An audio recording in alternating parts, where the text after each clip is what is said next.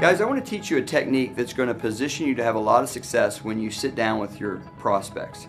How would you like a technique that your prospects would actually be eager to hear what you have to say? In fact, they'd almost be begging you to tell them. How'd you like a technique that they would almost be ready to say yes and enroll even before the presentation begins? Well, that's this technique.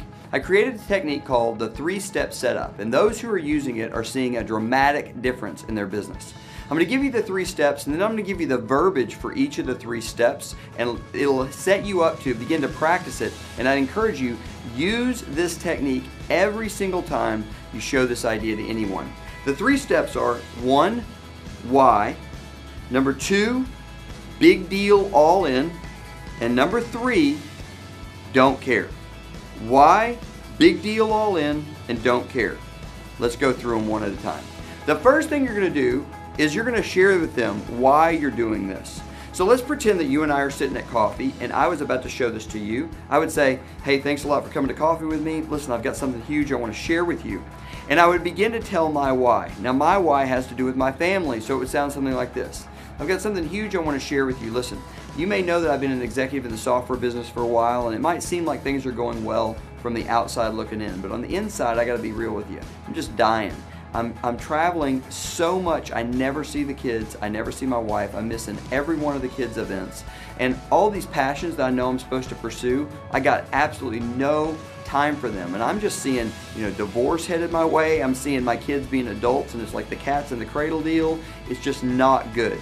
And I've just been praying for something, and I just found it.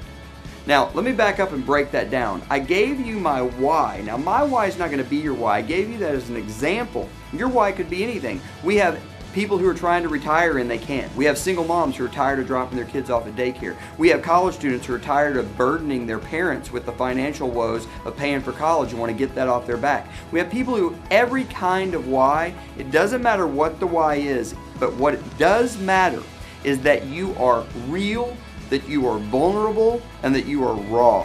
The more emotionally gripping your why can be, the better. And the last part of this first step is that you need to transition by saying you were looking for something and you found it. I use the phrase, I was praying for something and I found it, because I happen to be a person of faith. It doesn't matter, looking for or praying for, either one works just as well. But what we're doing is we're creating a problem in the mind of the listener. Here's my big problem. I was looking for an answer and I found it.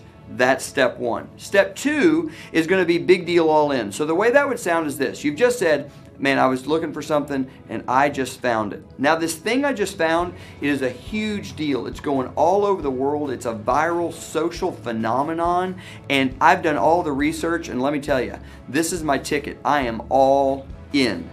All we said there, guys, is that it's big. We gave them a little reference to how big it is. We want them to know that this is not some small-time thing. This is truly happening all over the globe. Hundreds of thousands of people are getting involved. Now, we're not saying all that. We're just inferring it by telling them how big it is. And we've told them we've done the research and decided to put our chips all the way in, using the poker metaphor. So we're going to say it's a big deal. We've done the research and we're all in.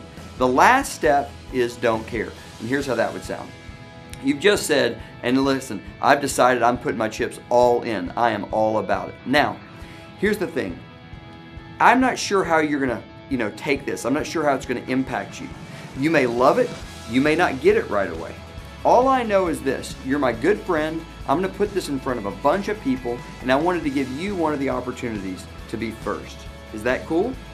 So all we said there is, listen, we don't know how they're going to take it. We don't know how it's going to strike them. They may love it. They may not get it right away.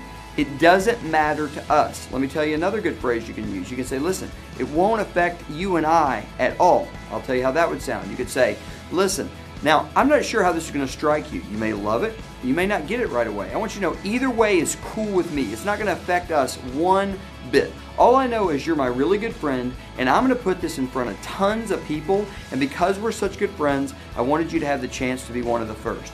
Is that cool? That's what the don't care step sounds like. We basically take it away from them. We tell them it's not going to affect us either way, and at the end we say to them, I just wanted you to have the chance to be one of the first. Is that cool? They always say yes. Guys, if you will use this little 3-step setup before every presentation, I don't care if it's a video in a coffee shop or a giant live event, it will dramatically improve your results.